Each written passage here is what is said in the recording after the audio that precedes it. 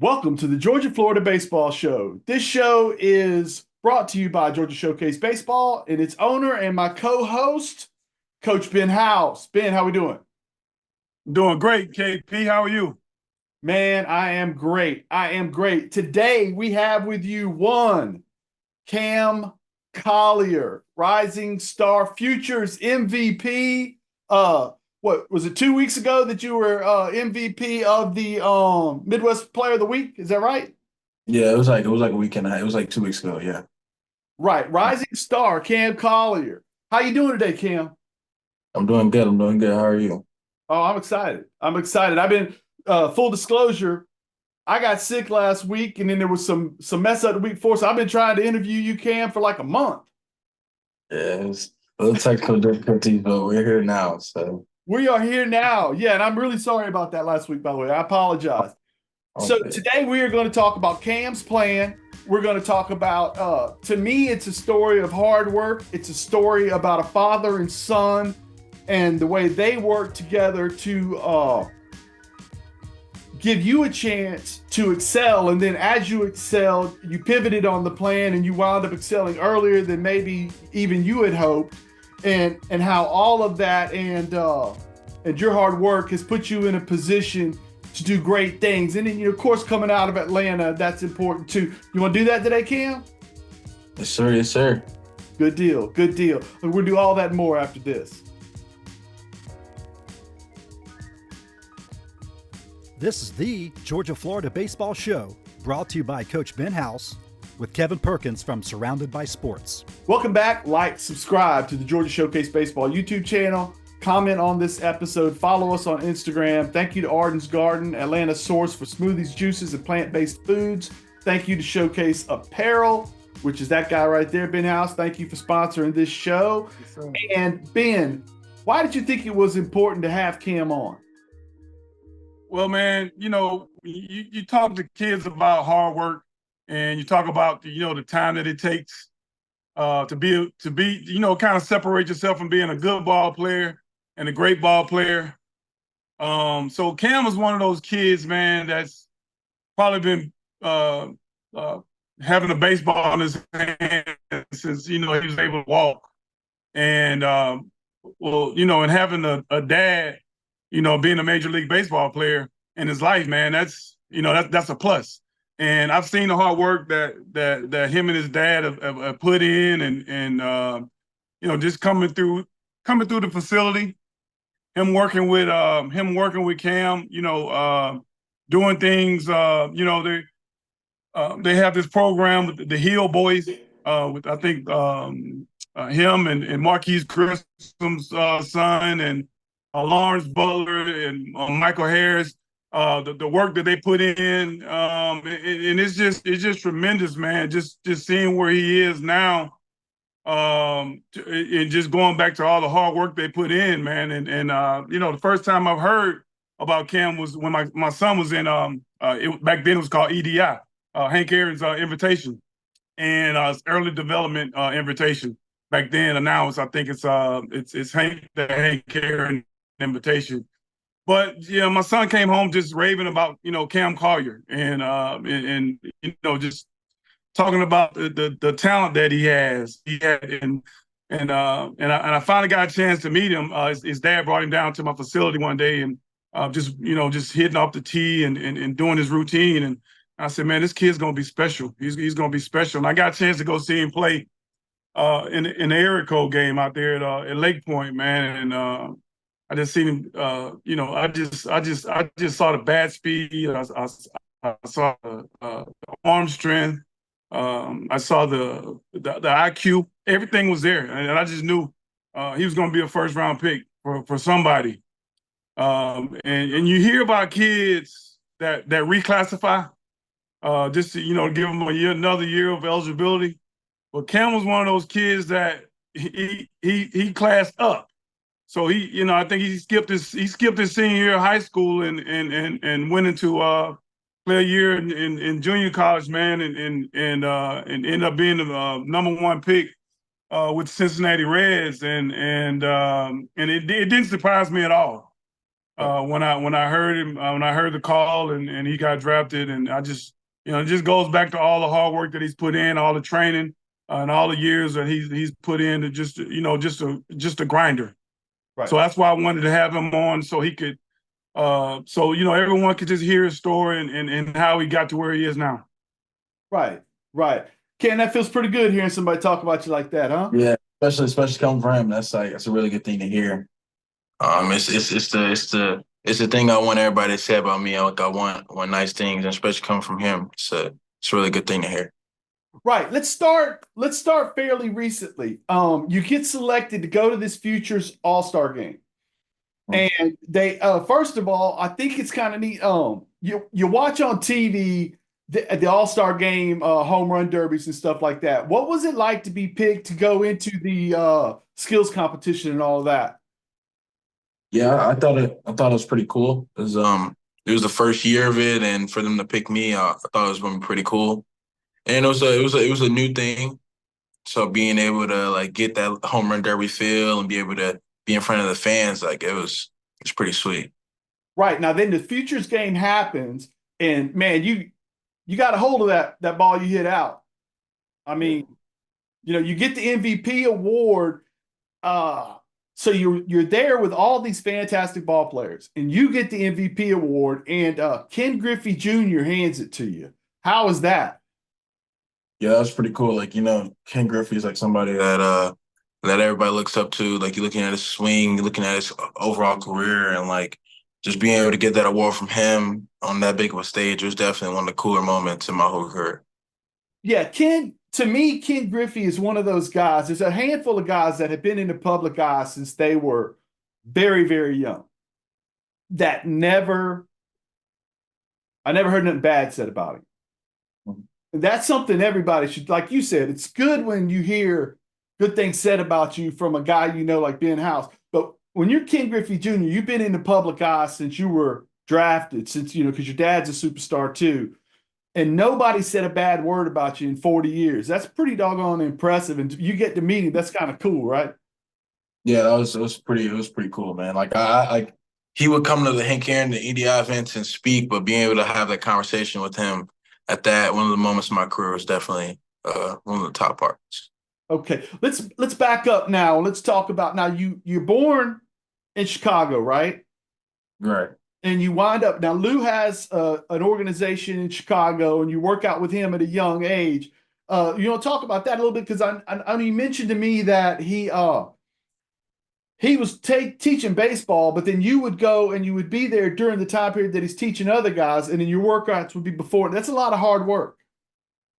Oh yeah, so of course we had the older teams, and then we had younger teams, and like at some point when you get older, you flip flop. The younger guys come earlier, work out, and then the older guys finish it out. So of course at the beginning I was one of the younger guys working out with my team, and then my dad would be like, "No, you can't leave. You got to stay, work out with the older guys, and see them work and work out with them, and get that double work." So it was like I did that for about every year I was in Chicago. Like I would always work out with both groups, and there was never a day I could miss. He wouldn't even allow it. So just doing that back and forth, it was like at the time, like I really didn't appreciate it, but now like it's something I look back on and be like, that's something that I needed, and I'm happy that I did it. Right. Well, also you were playing up too, right? You were playing in age groups above you. Yeah, like from the age of 8 years old, like I played 2 years up. So from all the way into 14 years old, like I was playing 2 years up, and then when we upped and moved to Georgia, it was my first year ever playing with my age group consistently. And then I did that for like I think a year, and then when I turned 16, I played up again. Right. Right. Now, your sister got a scholarship in the Atlanta area, or did Yeah, you? she got a scholarship to Spelman. So we also moved here to be closer to her, so she really didn't have to go through school alone, and she would have somewhere to stay and stuff. So it worked out for both parties for sure. You guys are tight. The family. Oh yeah, for sure. We're a tight knit family. We all support each other. They come out here and support me. I go to their things, support them, and we have each other's back. We're really together as a family for sure. Right. Now, how quickly did you start playing up once you got to Atlanta? Because you did at some point start playing up again.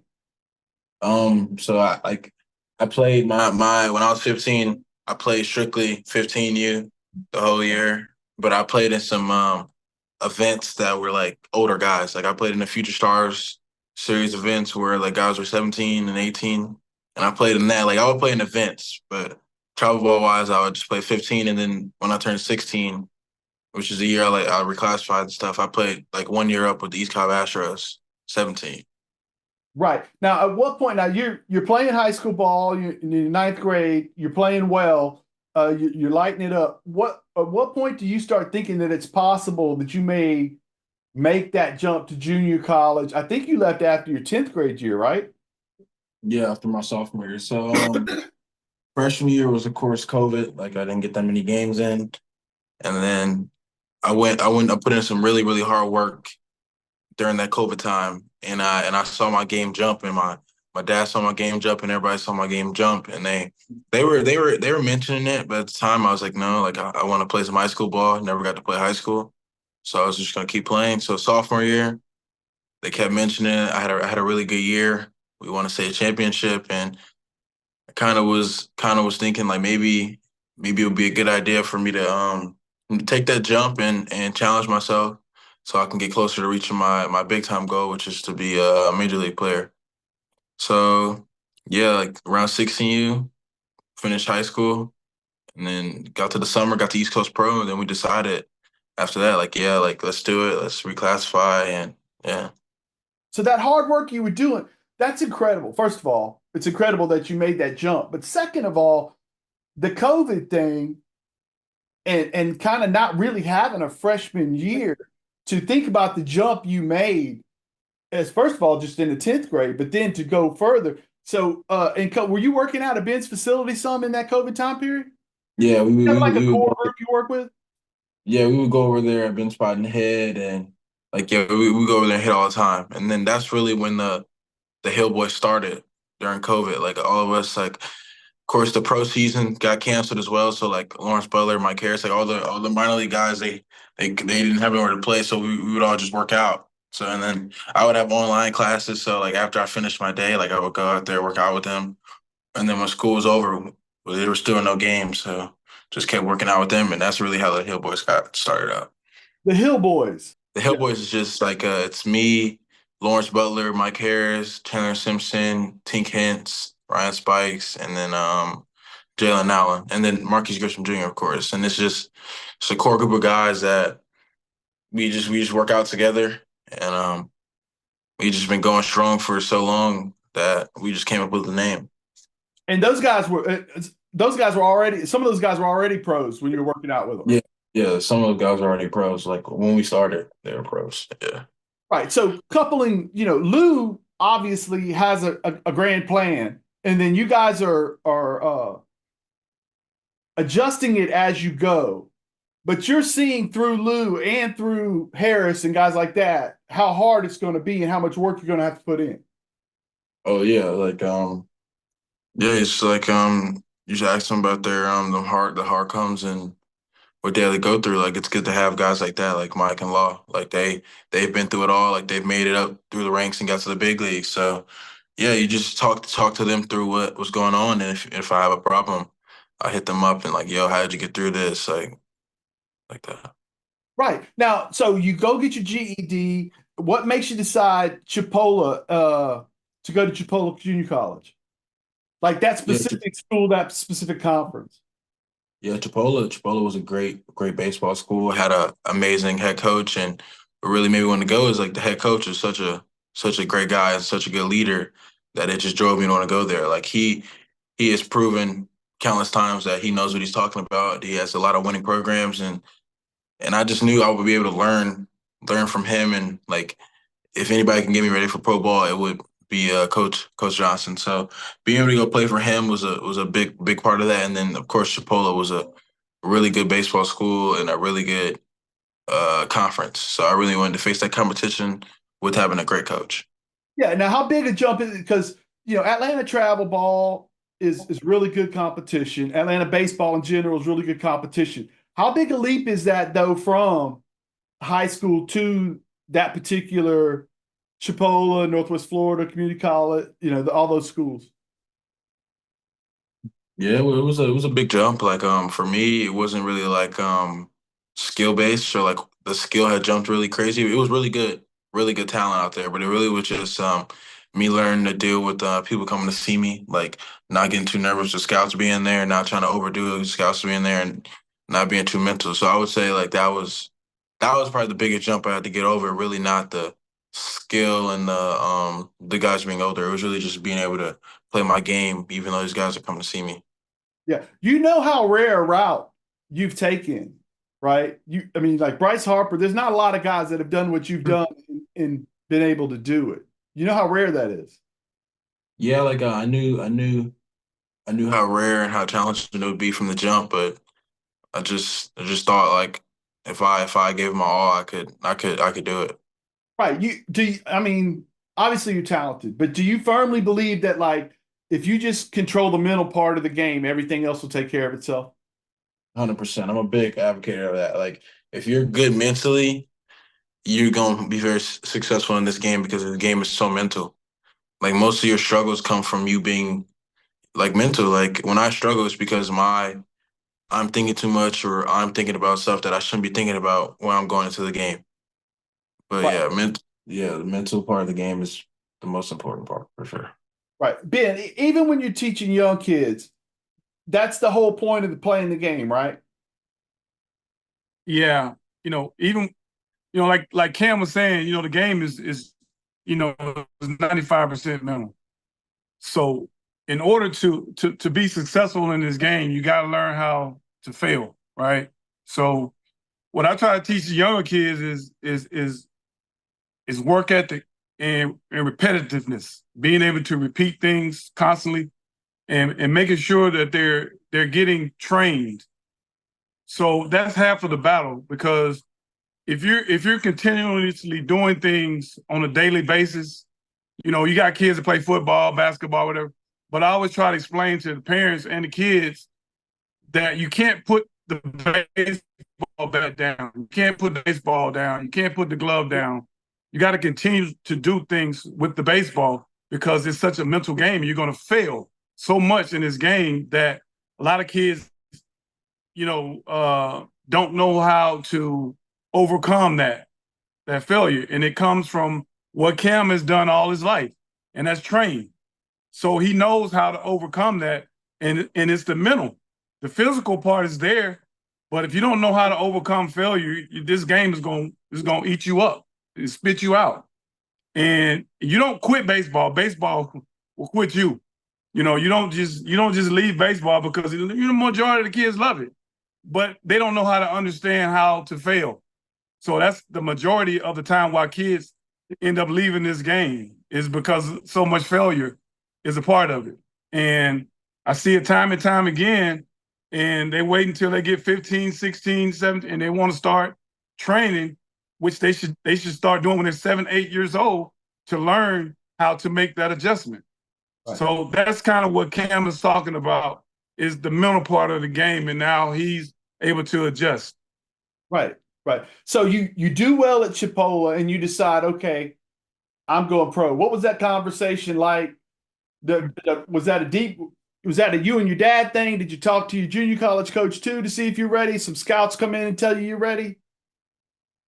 Oh, it was really like my dad and my agent, like they felt like Cam, you're ready to start your career and I felt the same way and I just said that I think it's time that we can enter my name into the draft and ready to start that part of my career. And you go 18th overall, which is incredible, right? And so how big a jump was that for you? The junior college to rookie ball.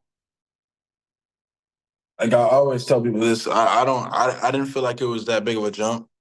Like of course you got guys coming out, you got lagging guys out here throwing 105 miles per hour, throwing crazy amounts of speed, but it's like as long as you slow the game down and your mental is good, it was really the same. I felt like the biggest jump for me was probably that first feel of affiliate ball. that was really the jump and the difference in talent that I actually saw. What is that difference? I mean, is that everybody that comes out of the pen is throwing in the hundreds and everything? See, like when I got to you talking about like low A, like getting to low A affiliate ball. Okay, so getting to affiliate ball, it's like you got like for instance, like the Cardinals. The Cardinals got University of San Diego's Friday guy starting. They got Texas Friday guy starting. They got UCLA Friday guy starting. Like that's their whole rotation. Like a bunch of Friday guys that pitch big games in college. And now like I'm here. I'm 18 years old. I'm facing these guys that know what they're doing. Like they know what their plan of attack is. Like they got information on me to what do I struggle with? What is that? And it's like at that time, like I didn't understand. I thought my talent was gonna be able to like make it easier for me or like be like I don't like this is gonna be easy like how rookie ball was. This won't be a jump, but those guys like me learning how to hit guys who knew how to pitch was something that I didn't know I needed to learn until after the fact. After I struggled, after it hit me in the head, like stuff like that. Like it really wasn't guys throwing 100 miles per hour. Like honestly, like catching a guy throwing like 100 miles per hour is probably better than facing somebody like that because he's just going to rip fastballs. You know what I mean? But a guy who can pitch, they'll have that 100 in the back pocket, but they'll keep you off balance. They'll change up, and then slider you, and then fastball out of nowhere. It looks 110. Like getting used to guys who know how to pitch, just not throw hard. So Right. Let's emphasize that real quickly. 17, you're going to college. 18, you're playing in the pros. You're 19 now, right? You don't turn 20 till like November, right? right. Right. Okay. I think that's something people need to wrap their heads around, especially to how calm you are just in general and the way you're currently delivering these facts to us. You're an impressive young man. Let's take a break real quick and we'll come back and I want to talk a little bit about your relationship with your father and stuff like that. Sound good? Sounds good. Cool. Cool.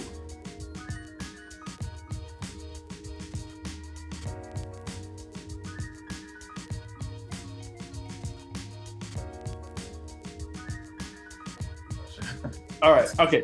We're back.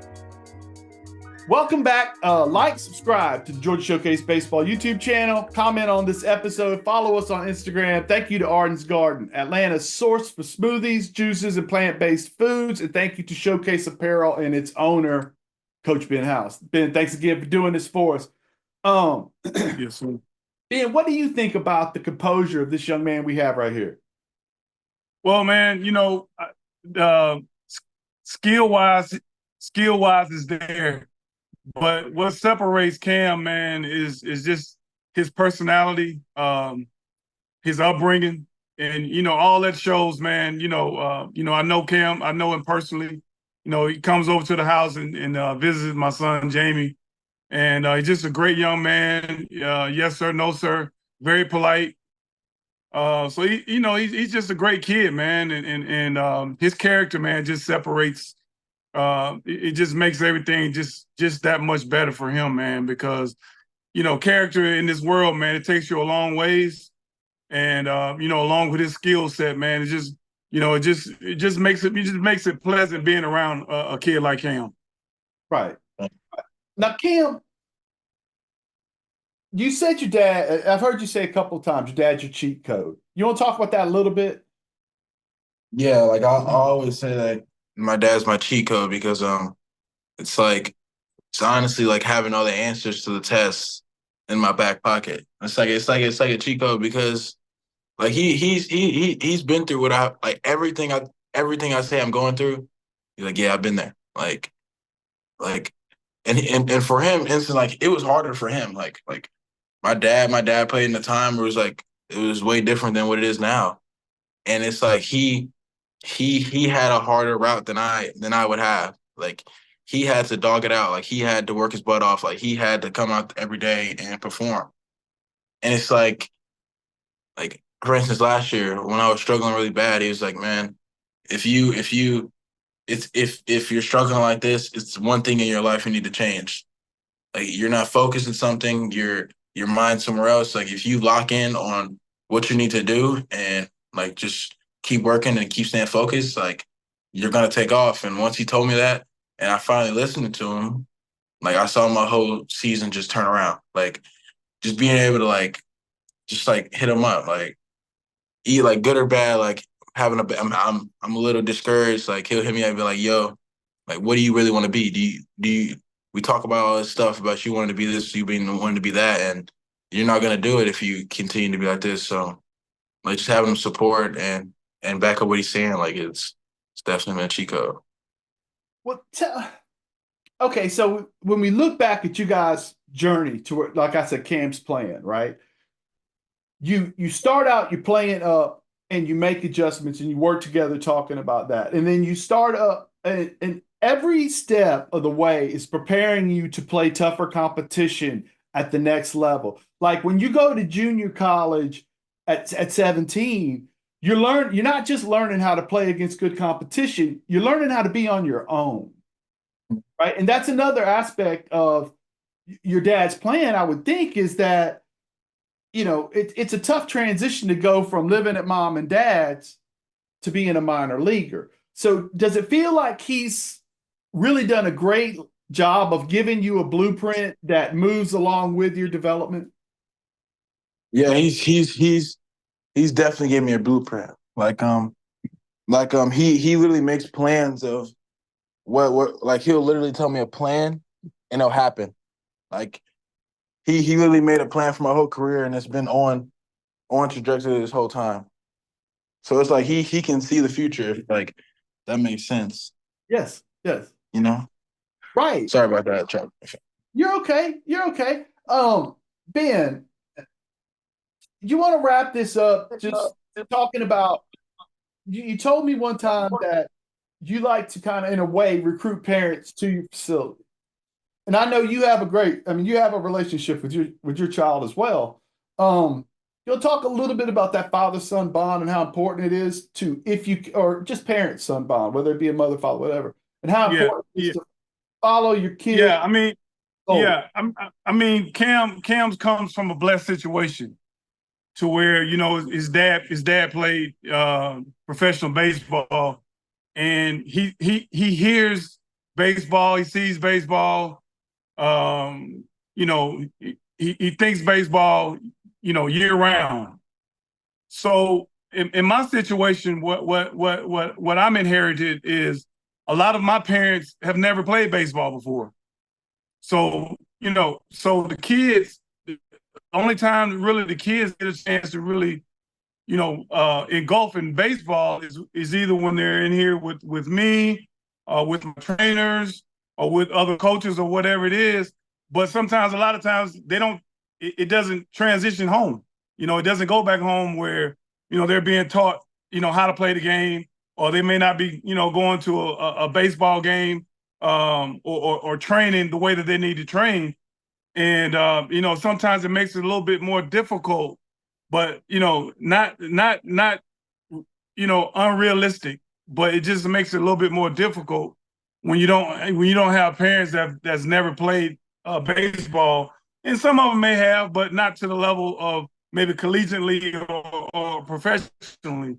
So that's why I try to give them all that I can. I try to give them all the instructions that I can, and kind of surround them with kids, with coaches that have played the game and has been around the game. So yeah, so Cam's a little, he's different. He's different, and just by talking to him, you can see where he's come from. right.